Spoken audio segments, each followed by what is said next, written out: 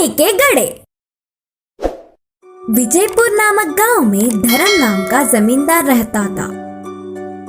उनके पास राम और सोम नाम के दो काम वाले थे।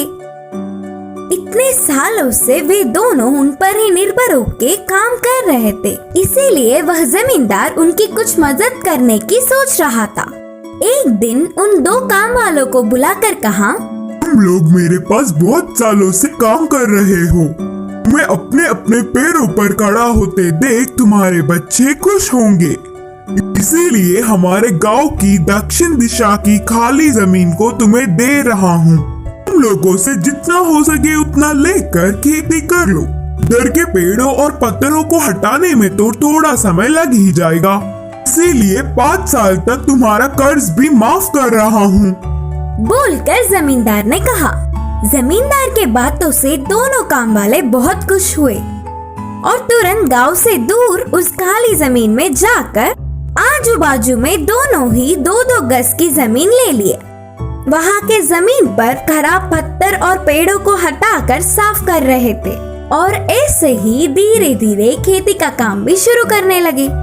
एक दिन राम अपने जमीन की खुदाई कर रहा था, तब अचानक उसे एक आवाज से उसके हल को कुछ लगा और उसे बाहर निकालने पर वह सोने के 2 घड़े थे। उनमें बहुत सारे सोने के जेवर भी थे।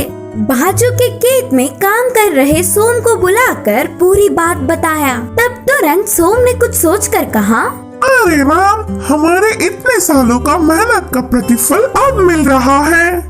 इसे हम दोनों मिलकर बांट के खुशी जीवन बिताएंगे। उसके लिए राम नहीं माना और कहा, ऐसे क्यों बोल रहे हो सोम? ये जमीन जमींदार जी की है। इधर मेरी हर चीज पर उनका अधिकार है। ले जाकर उन्हें ही दे देंगे। पागल लगते हो, इन सोने के घड़ों के बारे में किसी भी नहीं पता, इसीलिए हम ही ले लेंगे। बोलकर सोम ने कहा, ठीक है, फिर आज रात तक सोच कर बताऊंगा। बोलकर उन्हें घर ले गया राम।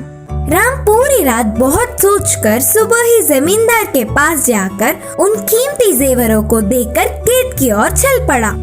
फिर राम को कोसता हुआ उसके जमीन में भी कुछ कीमती मिलेगा ही करके ध्यान से धीरे धीरे जगह जगह सोम ढूंढने लगा। उसकी सोच के मुताबिक ही दोनों सोने के घड़े उसे भी मिले और सोम की खुशी का हद ही नहीं रहा।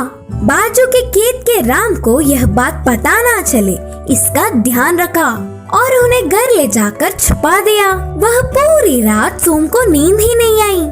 अगले दिन सुबह ही बिना किसी को खबर पड़े शहर जाकर उन जेवरों को एक बड़े सेठ को दिखाकर और वह सेठ ने उन जेवरों की जांच करके नकली है बोलकर नक्की कर दिया। अब ना कुछ कर पाते हुए उदास होकर घर आ गया सोम। अगले दिन ही जमींदार ने अपने घर राम और सोम को बुलाया। जेवरों से भरी उन सोने के घड़ों को मैंने ही उस जमीन में गाड़ा था। मेरी इस परीक्षा में राम सफल हुआ।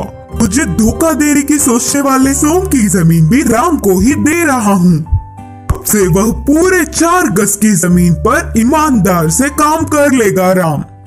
बोलकर जमींदार ने जमीन के कागजात राम को सौंपे। जमींदार को धोखा देने की सोचने पर सोम को अच्छी सबक मिली। इस कहानी की सीख है कि दूसरों की चीजों पर बिना लालच किए ईमानदार रहना चाहिए।